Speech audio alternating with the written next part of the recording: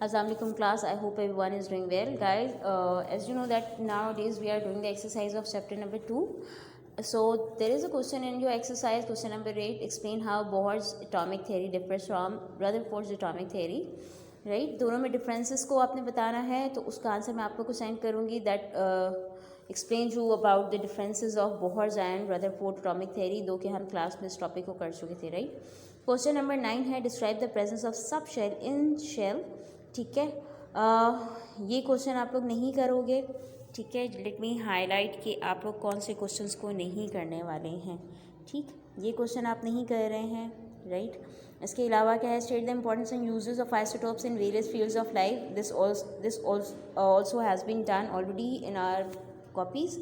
Right उसके बाद question number 11 है the atomic number of an element. आपको कोई भी रैंडम एलिमेंट दे दिया जाता है, उसका एटॉमिक नंबर और एटॉमिक मास आपको दे दिया जाता है, और उसके बाद आपको कहा जाता है कि उसमें नंबर ऑफ इलेक्ट्रॉन और नंबर ऑफ प्रोटॉन्स को बताएं. ठीक है, और नंबर ऑफ न्यूट्रॉन्स को भी फाइंड आउट करें. सो यहाँ पे उसी टाइप का एक क्वेश्चन दिया हुआ है that the atomic number of an element is 23 and the mass number is 56.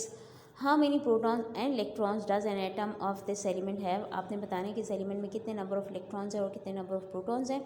Second जो आप लोगों ने चीज़ बताना है वो आप लोगों ने नंबर ऑफ न्यूट्रॉन्स बताना है. That how many neutrons does this atom have, कि ये जो भी एटम आप लोगों के पास जो भी एलिमेंट दिया हुआ है इसके एटम्स में नंबर ऑफ न्यूट्रॉन्स कितने हैं. Right so as we know that atomic number represents the number of protons in any element, और किसी एलिमेंट में जितने नंबर ऑफ प्रोटॉन्स होते हैं उतने ही नंबर ऑफ इलेक्ट्रॉन्स होते हैं. तो 23 का मतलब 23 एटॉमिक नंबर मीन्स कि 23 नंबर ऑफ प्रोटॉन्स होंगे. पॉजिटिव चार्ज जो है वो 23 होगा, और उसको कैंसिल करने के लिए उतना ही नंबर ऑफ इलेक्ट्रॉन्स यानी 23 होंगे. सो फर्स्ट पार्ट का आंसर क्या होगा, an atom of this element has 23 protons and 23 electrons because its atomic number is 23. ठीक है, नंबर ऑफ़ न्यूट्रॉन्स को कैसे फाइंड आउट करते हैं. नंबर ऑफ़ न्यूट्रॉन्स को फाइंड आउट करने के लिए हम लोग मास नंबर में से एटॉमिक नंबर को माइनस कर देते हैं. मास नंबर आप लोग के पास 56 दिया हुआ है, आप उसमें से एटॉमिक नंबर जो कि 23 है उसको माइनस कर देंगे, तो जो रिजल्टेंट आंसर आप लोगों के पास आएगा वो रिप्रेजेंट करेगा नंबर ऑफ़ न्यूट्रॉन्स को. ठीक है, आप लोगों ने इन क्वेश्चंस को यहाँ से देखना है. राइट और उसके बाद अपनी कॉपीज़ में नोट डाउन करना है.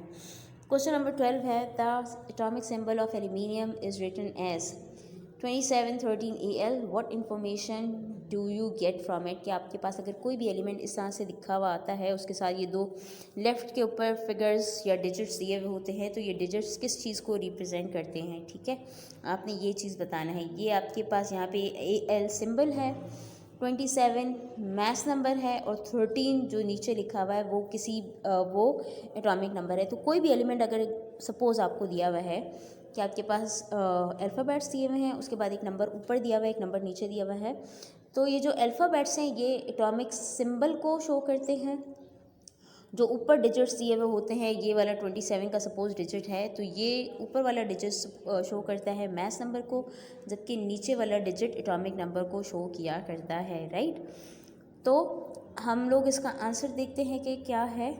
So the number of proton and electron are 13. क्यों 13 है, क्योंकि हमारे पास ये जो फिगर दिया हुआ है, ये जो नीचे वाला दिया हुआ है आपके पास नंबर, ये 13 है. ये 13 एटॉमिक नंबर को शो करता है, और atomic number means the number of proton, और जितने नंबर ऑफ प्रोटॉन होते हैं उतने ही नंबर ऑफ इलेक्ट्रॉन्स हुआ करते हैं. ये हमें ऑलरेडी बात पता है. ठीक है, तो क्योंकि यहाँ पे 13 गिवन है, सो नंबर ऑफ इलेक्ट्रॉन और प्रोटॉन इक्वल होंगे, 13 होंगे.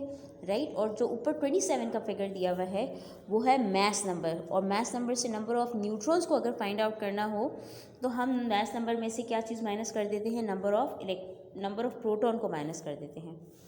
मैथ्स नंबर में से हम नंबर ऑफ़ प्रोटॉन या एटॉमिक नंबर को माइनस करेंगे, तो हमारे पास जो आंसर आएगा that represents the number of neutron. ठीक है, ये इन्फॉर्मेशन एक तो आ गई. दूसरी इन्फॉर्मेशन की बात करते हैं कि इनकी डिस्ट्रीब्यूशन कैसे है, मतलब कितने इलेक्ट्रॉन्स किस शेल में हैं. So the electron distribution in different shell is के अंदर 2 इलेक्ट्रॉन्स आएंगे, एल के अंदर 8 इलेक्ट्रॉन्स आएंगे, जबकि एम के अंदर 3 इलेक्ट्रॉन्स आएंगे. ठीक है, टोटल 13 है. के में एक मैक्सिमम कैपेसिटी होती है 2 इलेक्ट्रॉन्स की, तो इनमें से 13 में से जो 2 इलेक्ट्रॉन्स हैं वो के में चले गए.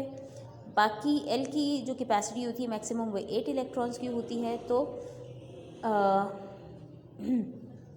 एल के अंदर 8 इलेक्ट्रॉन्स चले गए और रिमेनिंग 3 इलेक्ट्रॉन्स जो हैं वो थर्ड शेल यानी एम के अंदर चले गए, ठीक है।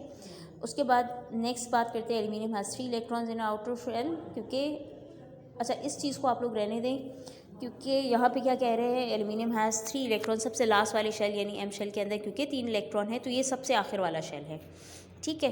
As it has less than 4 electron in the valence shell so it is a metal, क्योंकि इसके अंदर अगर 4 इलेक्ट्रॉन्स होते हैं या 4 से ज़्यादा होते तो ये नॉन मेटल में आ जाता। अगर 4 से कम इलेक्ट्रॉन्स होते किसी भी एलिमेंट के आउटर मोस्ट शेल के अंदर, ठीक है, तो वो मेटल में कंसिडर होता है। खैर इस वाले पॉइंट को हम चैप्टर नंबर 3 में बहुत डिटेल में देखने वाले हैं, उसमें आइडेंटिफाई हो जाएगा कौन से एलिमेंट मेटल्स हैं कौन से नॉन मेटल्स हैं। तो आप लोग इस पे ज़्यादा फोकस नहीं करोगे, सिर्फ ये जो 1 2 दिया हुआ है आप लोग के पास, ठीक है, आप इसके ऊपर ज़्यादा फोकस करोगे और अगर उससे रिलेवेंट कोई कन्फ्यूजन होता है तो आप लोग मुझसे पूछ सकते हो, ठीक है। Okay, next question is how testing prevailing theories bring about changes in them, कैसे पुरानी थेरीज़ ने आने वाले वक्तों के लिए चेंजेस लेकर आए। तो उसका जो आंसर आप लोग लिखोगे वो लिखोगे, आप लोग के पास साइड इन्फॉर्मेशन दी हुई होगी, ये जो साइड बॉक्सेस गिवन होते हैं उसमें से जो सेकंड साइड बॉक्स है जिसमें ऊपर हेडिंग दी हुई होगी सोसाइटी टेक्नोलॉजी एंड साइंस, तो सेकंड वाला जो साइड बॉक्स है उसकी इन्फॉर्मेशन को आप लोग लिखेंगे, ठीक है, इन्फॉर्मेशन नंबर 2 को, राइट। उसके बाद क्वेश्चन नंबर 14 की बात करते हैं, how experimental results of some scientist help chemist to formulate new theories and new explanation, कैसे कुछ साइंटिस्ट का जो काम है, कुछ केमिस्ट का जो काम है वो नए आने वाले साइंटिस्ट को हेल्प करता है नई थेरीज बनाने के लिए या नई चीज़ों को एक्सप्लेन करने के लिए। तो इसका आंसर आप लोग क्या करोगे, साइड इन्फॉर्मेशन जो साइंस टेक्नोलॉजी और सोसाइटी का फर्स्ट साइड बॉक्स है उसका आंसर करोगे, ठीक है। उसको आंसर के तौर पर आप लोग अपनी कॉपीज़ में नोट डाउन कर लेंगे, ठीक है। This is your today's assignment, आप लोगों ने इसको करना है अपनी कॉपीज़ के अंदर, और अगर इससे रिलेवेंट कोई भी कन्फ्यूजन आता है तो आप लोग मुझे टेक्स्ट कर सकते हो। Thank you so much.